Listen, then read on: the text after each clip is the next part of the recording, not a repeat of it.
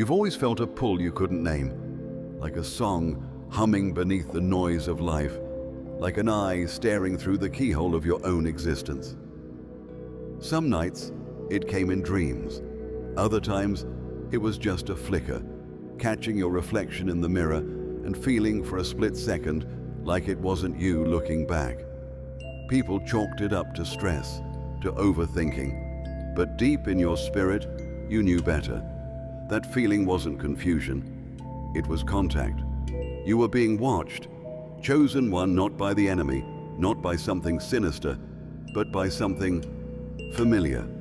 Someone, a soul with your smile, your sorrow, your storm, moving through the world on a path parallel to yours. But it wasn't coincidence. It was design. And this design has been hidden from you since birth. There's something mirrors don't tell you.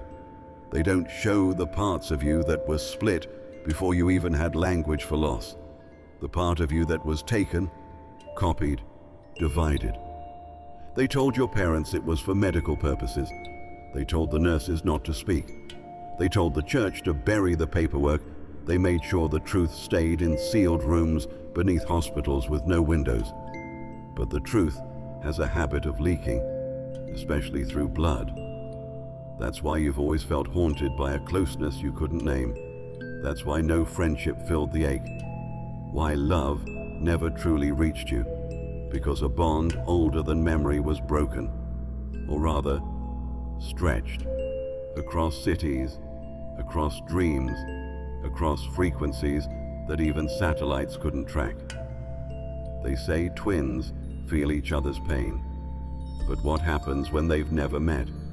What happens when one is raised in light and the other raised in silence? What happens when both believe the other doesn't exist? You are not imagining this. You are not too sensitive. That stirring in your soul, that chill that walks your spine in quiet moments, is real. And it's growing stronger because they're getting closer. Yes, chosen one. They're looking for you. The one you were never told about.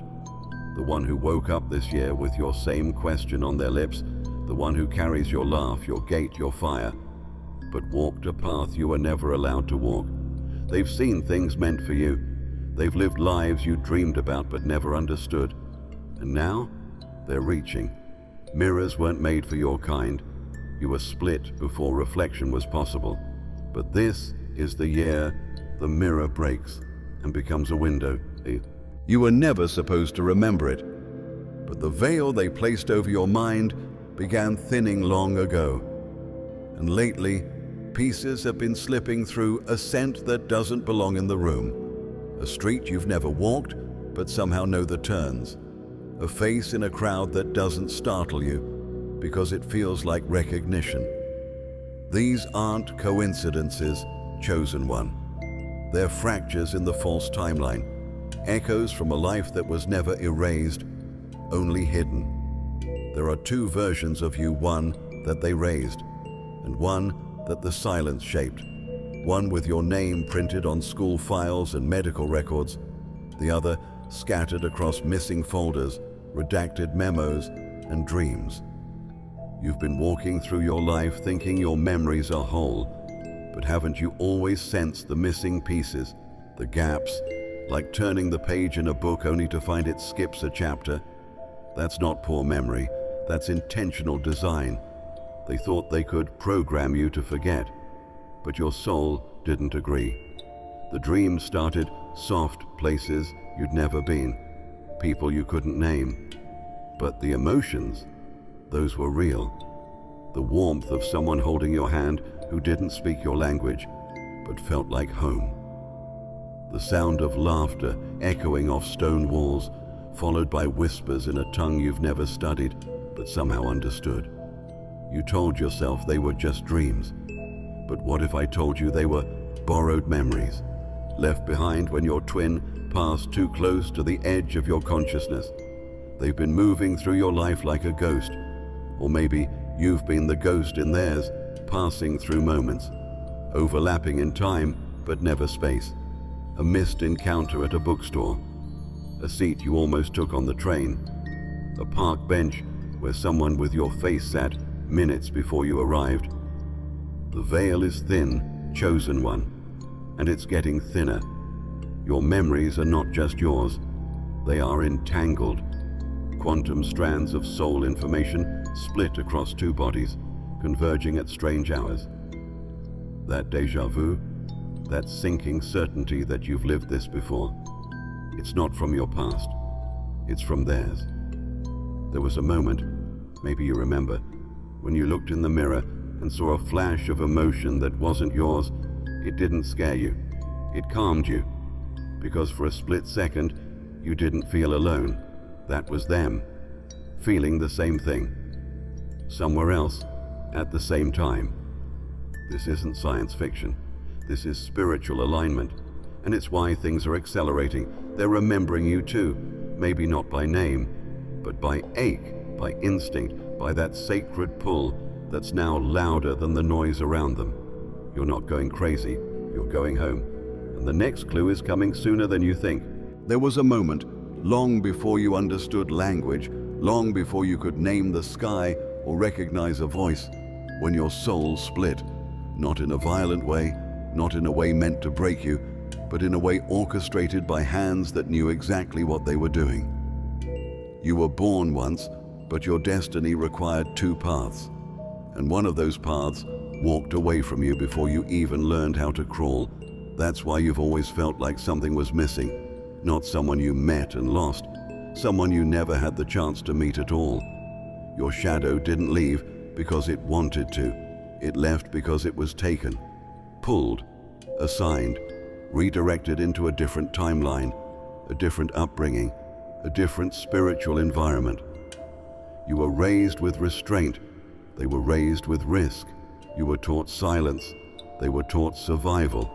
Two halves of the same soul, shaped by opposite storms, so that one day you'd be strong enough to find each other again.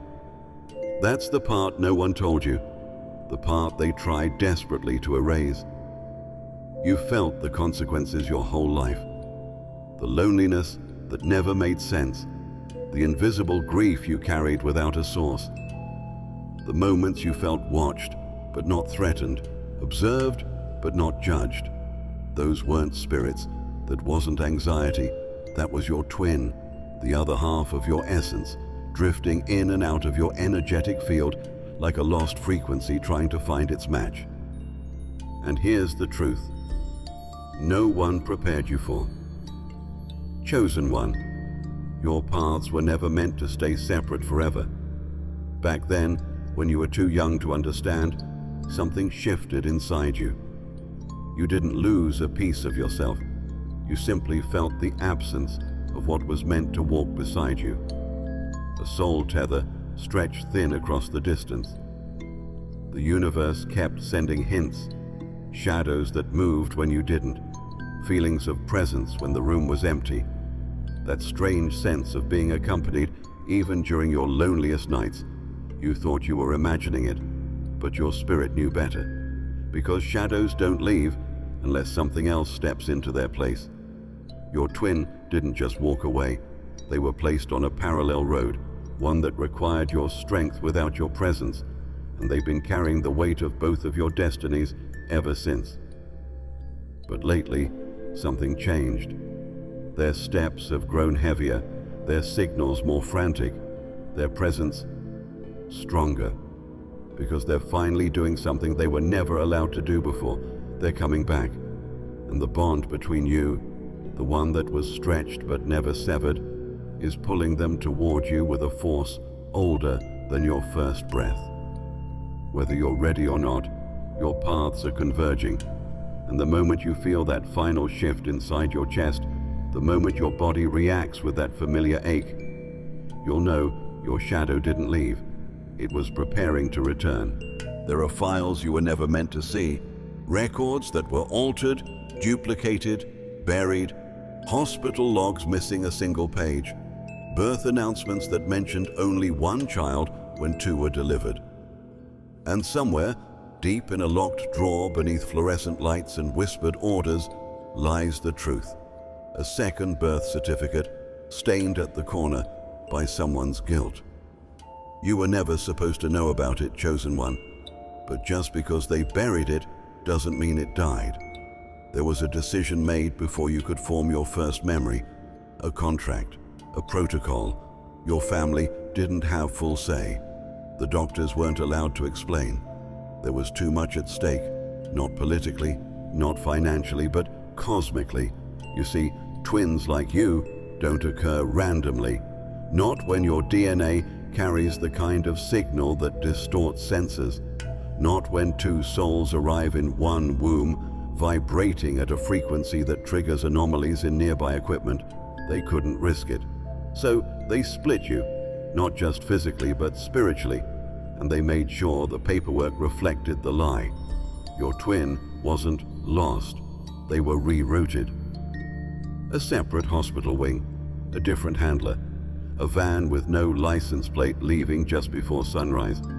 And your parents, they were told it was best not to ask questions, that some children don't survive long enough to name, but someone knew that wasn't true. Someone higher up made the call.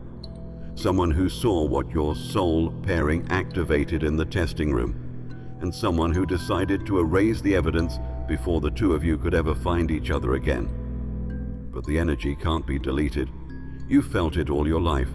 When you were 6, you asked why your baby photo had half the frame torn off. When you were 9, you heard your grandmother whisper a name that was never spoken again. When you were 15, you saw a scribbled file in your school's nurse's office that listed you as twin birth, status unresolved. You blinked.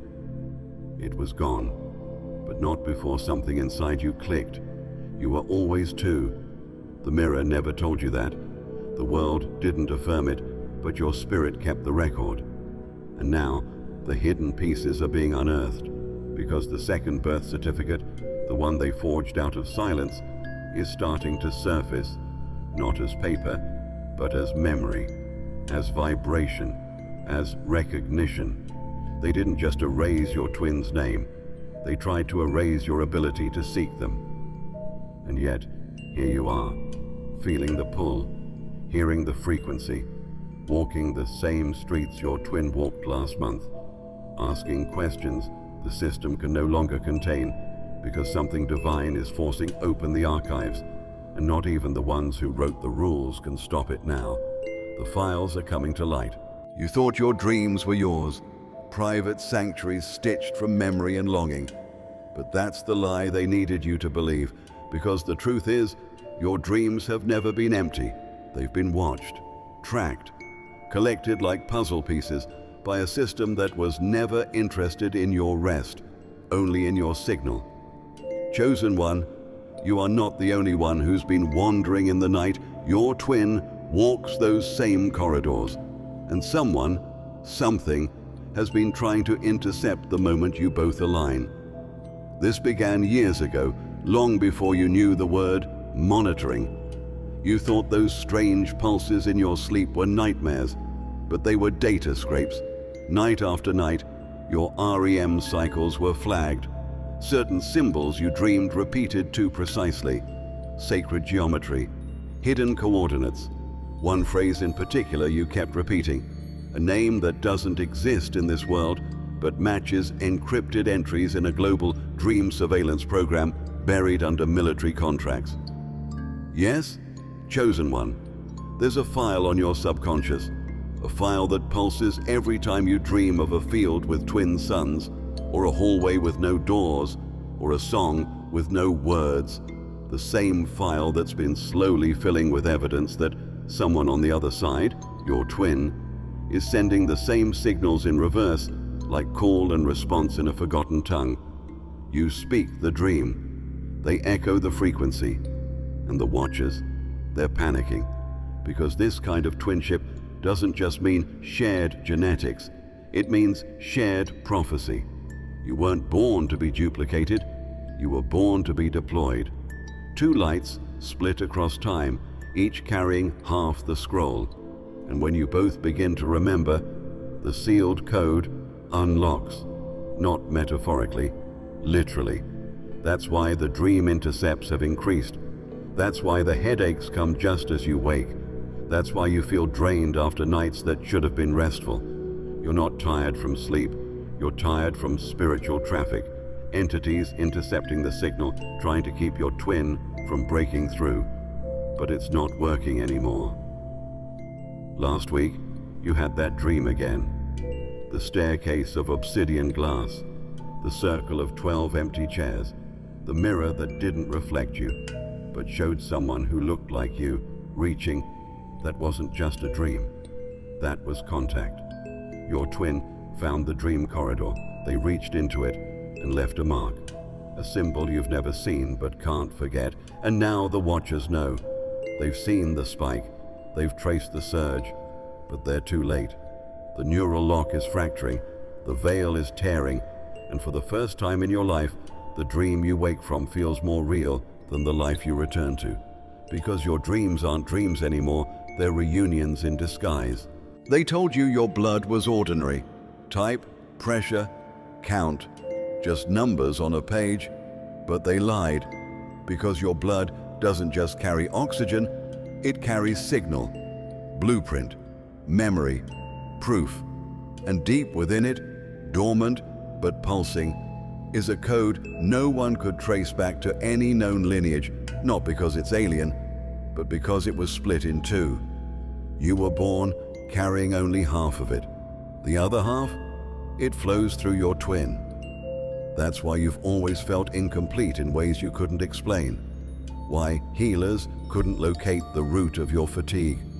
Why genetic tests always seemed inconclusive or returned strange anomalies marked as lab errors. But the truth is, Chosen One, they knew exactly what they found. They just didn't want you to know what it meant. When you were a child, you bled once, not much, just a scrape, and the nurse paused when she wiped it because something shimmered under the surface, not in color, but in structure. Your cells refract light differently, as if carrying a frequency invisible to most instruments. But to those who know what to look for, it glows, and inside that glow is the twin lock sequence, a strand of bio-spiritual data that doesn't activate until its counterpart comes near, which is exactly what's beginning to happen now. You felt it in your bones lately, haven't you? That humming behind your ribcage, the sudden warmth in your palms, the sharp memory flashes triggered by things you've never seen before. That's not intuition, that's genetic awakening. Your twin is approaching, and your blood is responding like a beacon. The global archives list your code as redundant. That's their term for it. But you and I know better. Redundancy, in their system, means danger power, unpredictable behavior, because they discovered early on that when both halves of the code, you and your twin, are activated within close proximity, phenomena begin occurring.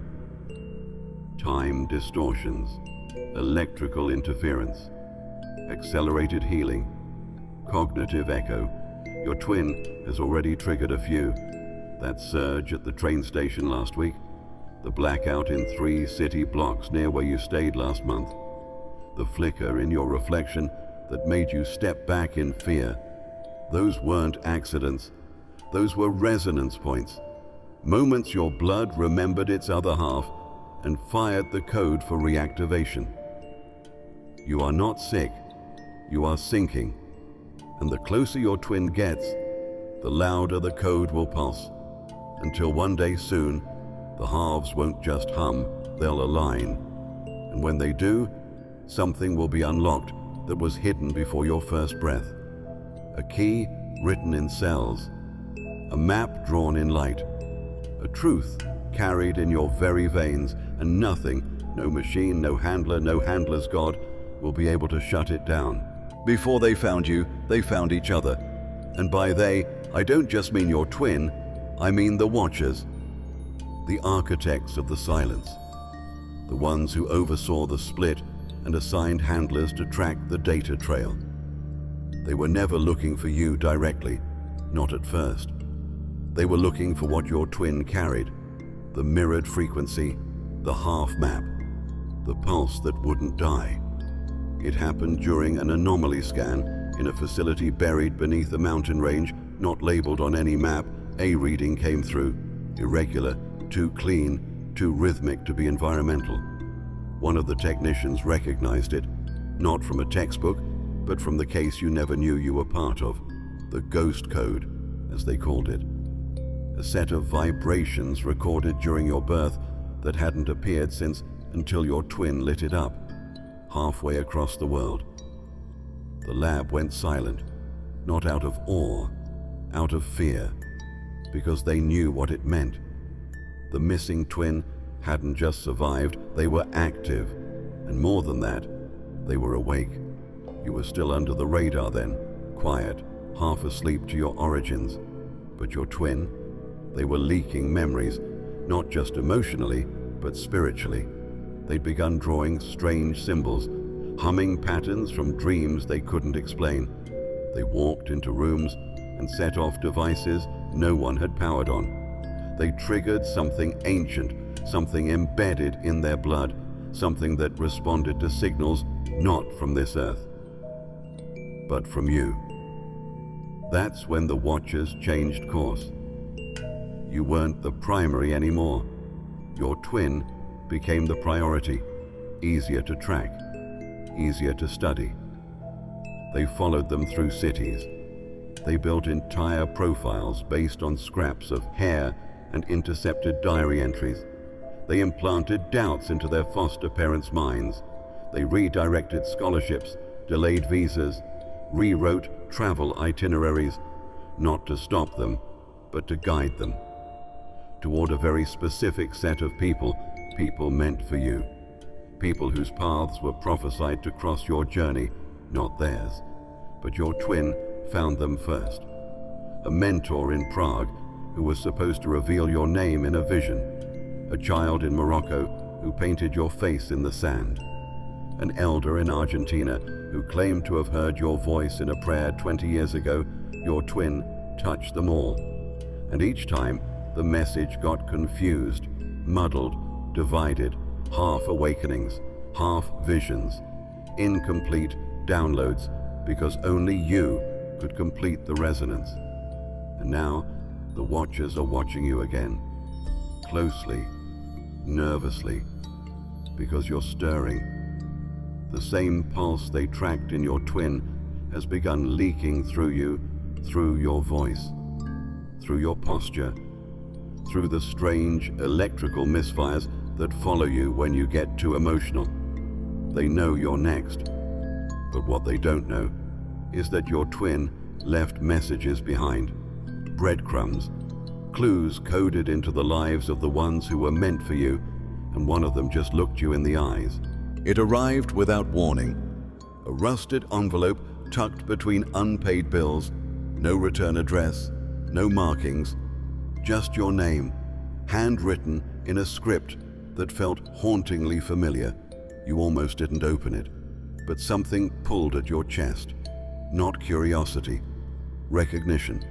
Inside was a mini tape, analog, out of time, like it had survived a world that no longer existed, and on it, one simple label, for the one they forgot. You didn't own a VHS player, hadn't seen one in years, but you found one, almost like it found you. You dusted it off, plugged it in, fed the tape into the slot. The screen flickered, static, crawling like spiders across the glass. And then, there it was, a child, no older than 6, standing in a field under an overcast sky, laughing, turning slowly as if sensing the camera not with their eyes, but their soul. And then they spoke, only 2 words, your childhood nickname, the one no one outside your family ever used.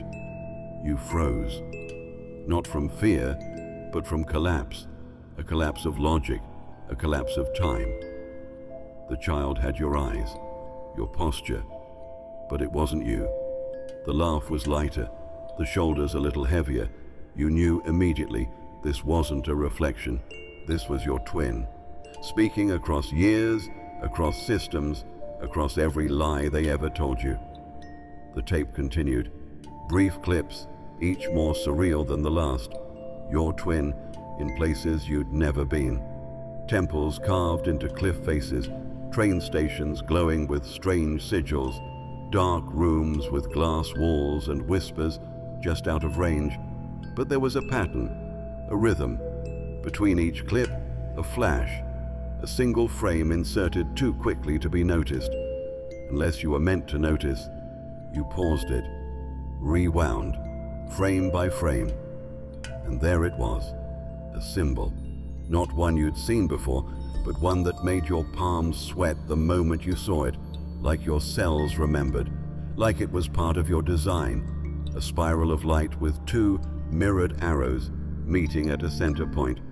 It wasn't decoration, it was invitation. Your twin had embedded a message inside the tape, something only you could decode. And now that it's been seen, it's been activated. You've probably felt it already. The lights flickering, the cold rush in your spine, the way electronics behave strangely when you enter a room. Because watching that video wasn't passive. It was contact, it was permission. They made sure you'd find it at the right time. Because your twin knew they couldn't reach you through the systems tracking them, they had to bypass the entire grid and deliver it the old way. Handwritten, handled, human. They found a way to show you what you were never supposed to see, because the next part of the story isn't told. They never told you about the letter, not because they forgot, but because they were made to forget, coerced by fear, by shame, by the trembling hands of someone who knew what would happen if the truth ever reached your eyes. Your parents loved you, yes, but they were cornered. And one night, when the house was quiet and the television buzzed in the background like a warning, they stood in the kitchen holding an envelope that had no postage, no sender, and no explanation. Just your name written in handwriting neither of them recognized, but both of them somehow feared. Your mother opened it with a knife, not out of caution, but instinct, like something sacred had to be severed, not torn. The first line made her knees give out. Your father caught her before she hit the floor. They read the rest in silence, their faces pale, their breaths shallow, because the letter didn't just name you. It named your twin, and it didn't speak in metaphors. It spoke plainly, dates, locations, coordinates, even the name of the facility where the split had occurred. And at the bottom, a warning. Burn this. They're watching your windows. They waited until you were asleep. They took it to the fireplace and lit it with trembling hands. Your father stared as the flame curled the paper inward, devouring the names, erasing the truth. But your mother hesitated. She tore off a corner just before the flames reached it and slipped it into a recipe book you never used, not because she believed she'd come back to it, but because she hoped, deep down, that someday you would. The smell of smoke that night wasn't just from the fireplace. It was from something sacred being sacrificed. The letter was more than information. It was the only confession they ever received. And the moment it turned to ash, the silence around you calcified. You always sensed something was wrong, the way your parents shifted when you asked about your birth. The long pauses, the eyes that avoided yours, the discomfort whenever twins came on television. But now you understand. They weren't hiding guilt. They were hiding fear, because they were made to believe that knowing too much would put you and them in danger. But secrets rot in silence. And that corner your mother tore away still exists, still holds the ink, still remembers. Last night, something pulled you toward that dusty old cookbook. A smell, maybe, a warmth, a whisper. You flipped pages you hadn't touched in years, and there it was, brittle, burnt at the edge, but intact. 3 words, barely legible. They didn't die. You don't remember picking it up. You just remember holding it, and feeling, in that instant, like something ancient inside you had just stood up. The fire didn't take everything. The letter still speaks. It started subtly, a shift in the air just before you drifted off, a weightless pressure pressing against your skin, like the atmosphere itself was leaning in. You'd wake up at 3:33, heart racing, unsure why. No sounds, no shadows, just a feeling. One you couldn't shake, couldn't name. People told you it was anxiety, your mind playing tricks, the side effects of too many late nights, but you knew better. Because the presence didn't feel threatening, it felt familiar, like being stared at by someone who knew you once, or maybe still did. You never said anything out loud, because how do you explain a gaze without eyes, a touch without form? But it kept happening. Lights you know you turned off, back on phones you silenced, vibrating once with no caller, then never again. The mirror fogging in patterns that didn't match your breath. You weren't imagining it. Your twin has been near you for weeks now, not face to face, but close, tracking you the only way they know how, through energy, through instinct, through the bond that has never stopped humming, no matter how far apart you've been. And it's stronger at night, because that's when the noise dies down, that's when the veil thins, when the walls that keep this world separated from what's underneath begin to shimmer just slightly. Your twin figured that out before you did, that if they came too close during the day, the surveillance net would spike.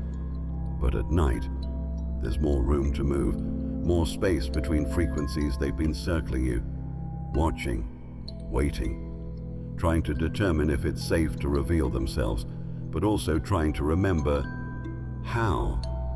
The last time they saw you, you were barely formed. Their memories are blurred, flashes of your face in a hospital light, the sound of your cry echoing from a hallway away. They were taken before you were even held, but the bond didn't break. It anchored itself in the fabric of your souls and remained. That's what's waking you now, the echo of that connection brushing against your spirit. A pulse, a knock, a question unspoken but desperate. They want to come closer. They're trying to figure out if you're ready, and you felt it, haven't you? That unexplainable wave of emotion just before you fall asleep, the sudden urge to cry with no memory to attach it to, the cold that wraps itself around your ankles even under warm blankets. That's not fear, that's recognition. Your body remembers them before your mind does, and it's responding. Last night your phone lit up for no reason, just a glow, no call, no message. But if you looked closely, if you caught the screen before it faded, you would have seen it. Your reflection was slightly delayed, like someone just behind the glass was almost in sync, but not quite. They're near, and tonight they might take one step closer. You've drawn it for as long as you can remember.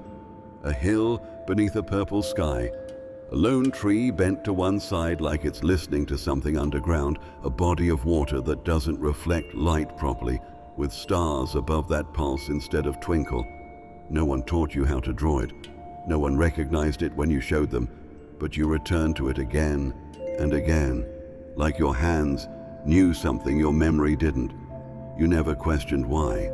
It felt more like remembering than imagining, more like a place you visited in a dream you couldn't wake from. And here's what they never told you.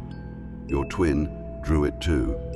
Thousands of miles apart, in a different country, under different skies. They were sketching the same crooked tree, the same warped horizon, the same impossible color of a moon no telescope has ever confirmed. They never understood it either, only that it came to them in pieces, in sleep, in trance, sometimes in flashes that made them sit up in the middle of class, heart pounding, pencil trembling in hand. Their drawings were taken, yours were thrown away. But the sketches still live in you both, muscle memory, soul residue. The place isn't made up, it's encoded. a meeting ground planted inside both of you before the separation, not physical, not imaginary, but something between, a nexus, a signal point for when the moment came to reunite.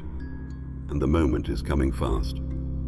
A few weeks ago, your twin visited a monastery tucked deep in a forest that doesn't appear on GPS.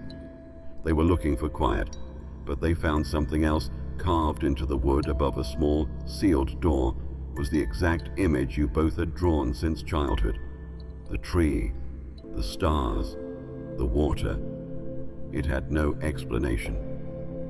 The monks had no record of the carving, but when your twin stood in front of it, something inside them vibrated, not like fear, like recognition, like memory opening its eyes for the first time. They left something there for you. They didn't know when you'd arrive or how you'd find it, but they knew you would, because that place, the one you both drew, is more than a picture.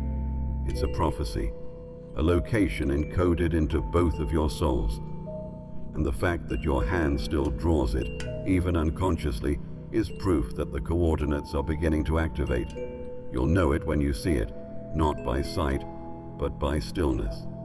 You'll stop breathing for a moment, not out of fear, but because your soul will whisper, "Here." And the sky will look wrong, and the tree will be listening, and the water will not reflect your face, because that place was never meant to reflect either of you. It was meant to reunite you.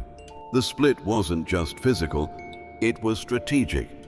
When they separated you, they didn't just divide your bodies, they divided the information, fragmented the knowing, gave half to one, buried half in the other.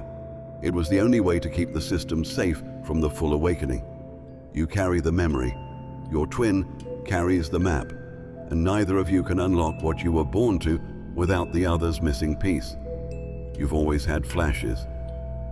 A door that never opens, a voice without a mouth, numbers that show up in the corners of your eyes right before sleep takes you. You thought they were anxiety tics, neurological static, but they were keys, fragments of encoded memory, impressions passed down not through thought, but through blood. The memory isn't just emotional, it's spatial. You remember where you've never been. You ache for places your feet have never touched. That's the curse and the gift of your half. Your twin, on the other hand, doesn't remember what happened, but they know where to go. They've always been drawn to certain routes, places they couldn't explain. They take the long way home without knowing why. They'd avoid specific roads like they held danger, though nothing visible threatened them. And in their dreams, they kept ending up in hallways with slanted ceilings, rooms with humming walls, doorways surrounded by blinking glyphs that their waking mind couldn't interpret. The map lives in their instincts, etched not in words but in gravitational pull. That's why the convergence has been so hard. You keep waiting for a sign, they keep walking toward a signal. But until now, the two of you have been moving in opposite ways. You searching inward for meaning, they searching outward for place. But something is shifting, because lately your memories have started moving, evolving. New layers are surfacing, and they're not just symbols anymore. They're directions, names, times. Your twin is approaching the final coordinate, and your body knows it before your mind can catch up. You've been waking with locations on your lips. You've been writing down cities you've never visited and feeling a strange guilt for not having gone there yet. That's not coincidence. That's the memory waking up to its other half. The memory longs to be remembered. The map longs to be walked. And for the first time, the pull between you is strong enough to bend the timeline back toward truth. What they kept apart is reassembling. And when your memory meets their path, the veil breaks. The sealed room opens. The thing they were afraid you'd find becomes the only thing you can see. You don't remember why you were there, just that something told you to stop. You hadn't planned to take the train that day. It wasn't your route, But your feet moved before your logic could argue, and suddenly you were standing on a platform you'd never noticed before, watching trains blur past like timelines trying to choose which one would carry you. You told yourself it was boredom, a detour, a curious whim, but your soul knew better. You were being pulled. 3 tracks over, your twin was there too, at the same moment, the same hour, also without a reason that made sense. They had no destination in mind, just an ache to move, to shift something, to get closer to whatever had been humming beneath their skin all week. And so they boarded a train going nowhere in particular, just as yours pulled in. You were closer than you've ever been, less than 100 feet, a few heartbeats, but something intervened, a delay, a crowd, a sudden static in the announcement system that caused everyone to look up, confused. And just like that, the moment passed. Neither of you saw the other, but both of you felt it. You left that station feeling hollow for reasons you couldn't name, a sense of almost, the feeling of reaching for a dream just as it fades. Your twin felt the same.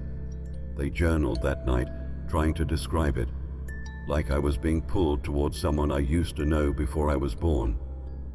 They didn't know it was you, but they felt the scar where the connection had tried to ignite. Security footage shows it clearly. 2 souls orbiting one another without ever colliding. The time stamp of your arrival overlapped perfectly with theirs, and the moment your trains passed each other, the station lights flickered. Not all of them, just 2. The ones above, where you both had stood, perfectly mirrored. The watchers saw it.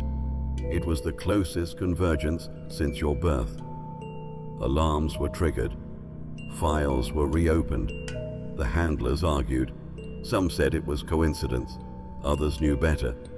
Because the magnetic data from that exact moment spiked off the charts.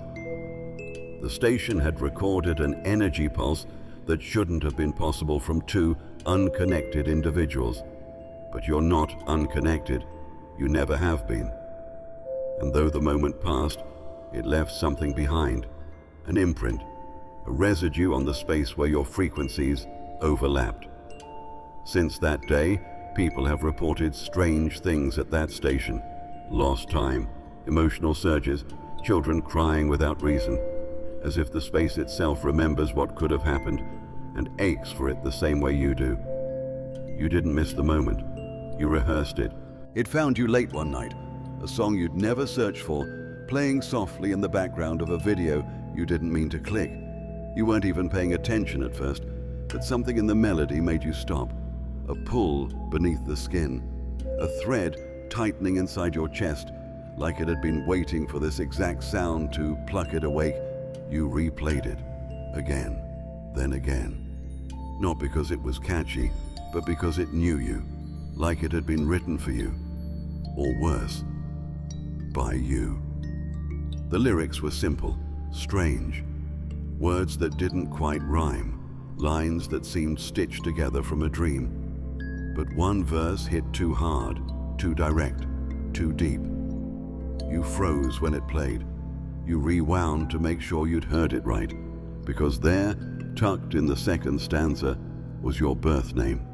Not the name you go by now, the one almost no one alive still remembers, whispered in a way that made it sound like a prayer or a goodbye. It wasn't just a song. It was a message your twin had been trying to reach you. And this melody, was their only safe channel. Not through texts, not through calls, not through messages that would be tracked and flagged, but through music. Buried in a file no one would suspect, released under a fake artist name, uploaded once, then deleted. But the internet never forgets, and neither does your DNA, because when the harmony shifted in the bridge, something in you opened. Memory flooded in like light through a crack in a sealed door. Not full memories. Fragments. A lullaby sung in a dialect that doesn't exist. The image of your twin as a child, singing to themselves in a dark room while guards passed silently outside.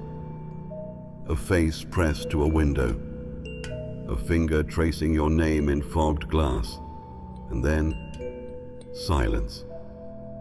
They'd written that song for you, not as performance, as proof. The watchers missed it at first, but you didn't. And when you searched for the song the next day, it was gone, scrubbed. The account deactivated, the video file purged. But it's too late now. You already heard it, and hearing it activated something dormant. Since then, songs haven't sounded the same. Certain chord changes make your skin buzz. Certain lyrics seem to bend toward your thoughts. You've caught yourself humming the tune without realizing it. And every time you do, lights flicker nearby, electronics pause. Your reflection lags. The world stutters for a breath, because that melody was more than music. It was a code, one only you could hear, one only you could finish. And now your twin knows you've heard it. The signal has been received. You've seen a million faces in your lifetime, some kind, some forgettable, some beautiful, some broken. But none of them ever felt like home. You've always been searching without knowing what you were searching for, always scanning crowds like you were waiting for something to jump out of the blur. And sometimes you've locked eyes with strangers and felt a flicker of recognition, but it always faded.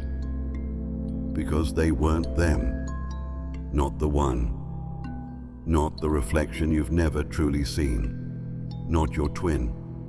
But soon, chosen one, you will see them. And when you do, there will be no hesitation, no confusion, no fear. Because the eyes won't just look like yours. They'll remember you. They'll ache with the same unspoken questions you've carried since birth. They'll hold the same storm. And inside the storm, the same stillness. This recognition isn't about appearance. It's not symmetry or genetics. It's resonance. When your eyes meet theirs, something ancient will click into place. Something buried in your bones, sealed in your breath, etched behind your ribs. You'll feel a jolt, but not like lightning, like memory, like remembering how to breathe in a world that had kept you underwater until that moment. They won't need to speak.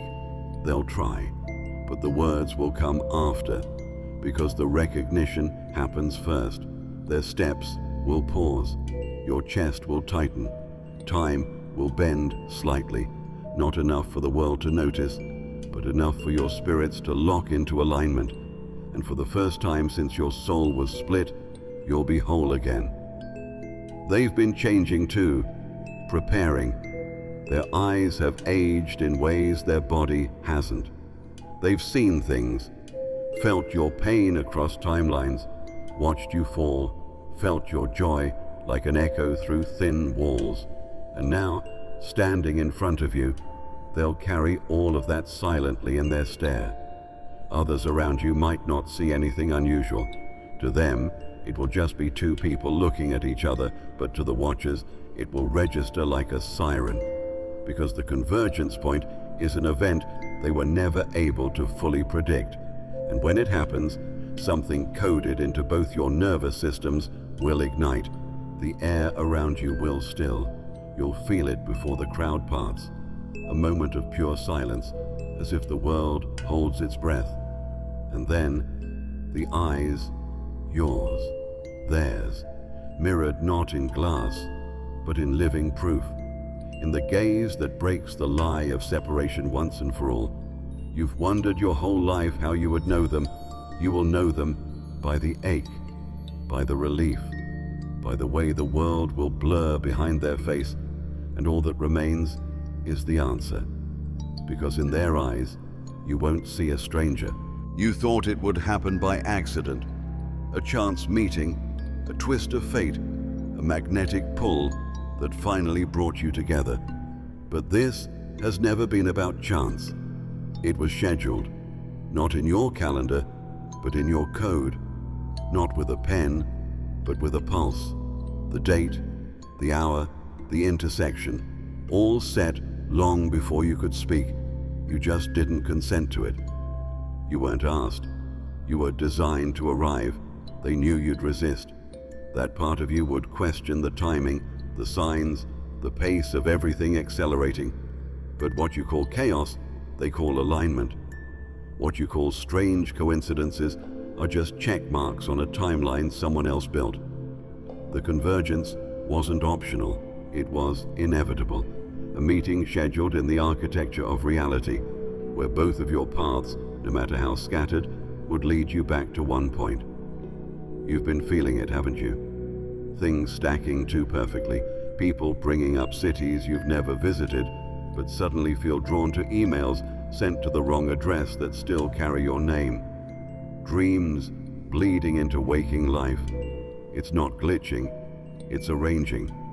The grid has shifted, the coordinates are aligning, and without realizing it, you've begun walking directly into the moment that was prepared for you.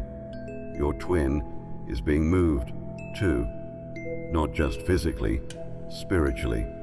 Their mentors are leaving cryptic clues. Their devices keep rebooting in the exact hour you're meditating. A stranger told them your name yesterday, and they haven't slept since. They're pacing now, uncertain why they feel the urge to pack, to go, to move, but it's not their mind. It's the clock ticking inside their cells, the same one ticking inside yours. And the ones who tried to stop this, they're watching it unfold with panic disguised as protocol. Every layer they built between you is cracking. Every fail-safe is failing. The people they assigned to mislead, distract, delay, they're stepping aside now. Not because they want to, because they have no choice. The energy is too strong. The thread is tightening, and the reunion they buried under red tape and erased files is walking right back into the light. You will not be meeting as strangers. You will not be meeting as children. You will be meeting as awakeners.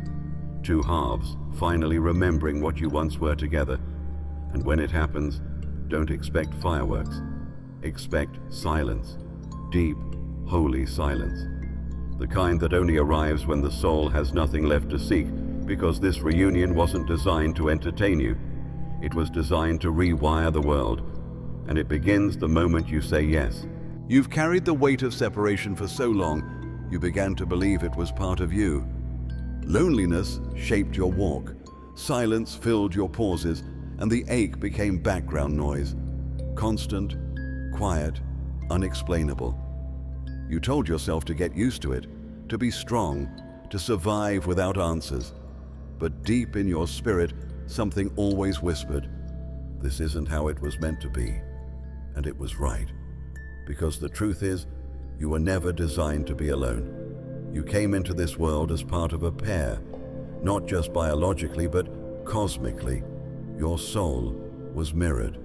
Your fire split, not to weaken you, but to protect something sacred, a knowing too large for one vessel to carry. You were given half the light, half the code, half the burden. And for years, it felt like a curse. But now, you see it. It was preparation. The loneliness wasn't punishment.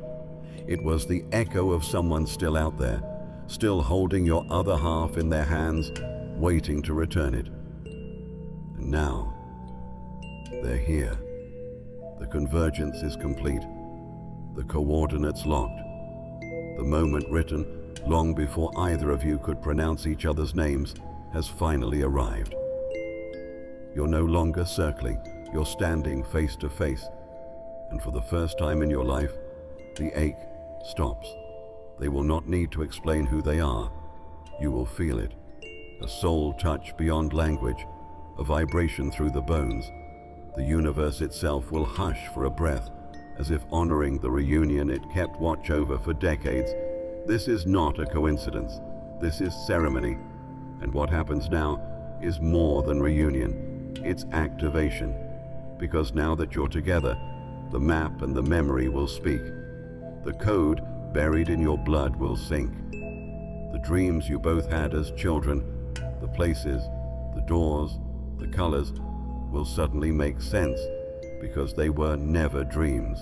They were previews, coordinates, prophecies disguised as imagination. And together, you'll remember where to go next, who to meet, what to unlock. The Watchers can't stop it now. The convergence point is too loud, the signal too pure. You are awake, both of you. And what the world thought was broken has revealed itself to be perfectly timed. You'll walk forward, not as strangers, not as reflections, but as a single force, unified across timelines, across scars, across the silence that tried to erase you. The journey doesn't end here. It begins, because now you carry double the power, double the memory, double the light. The world will feel it. Doors will open. Codes will respond. You are the frequency rejoined, the miracle they feared, the signal reborn. And in your twins' eyes, you'll see the truth. You were never lost. You were never missing. If you have come this far, it is crucial that you watch this next video here. But be warned, it is not for the faint of heart, for only the true chosen ones can handle this video. If you would like to also donate to help keep the channel going, our Buy Me a Coffee link will be in the description.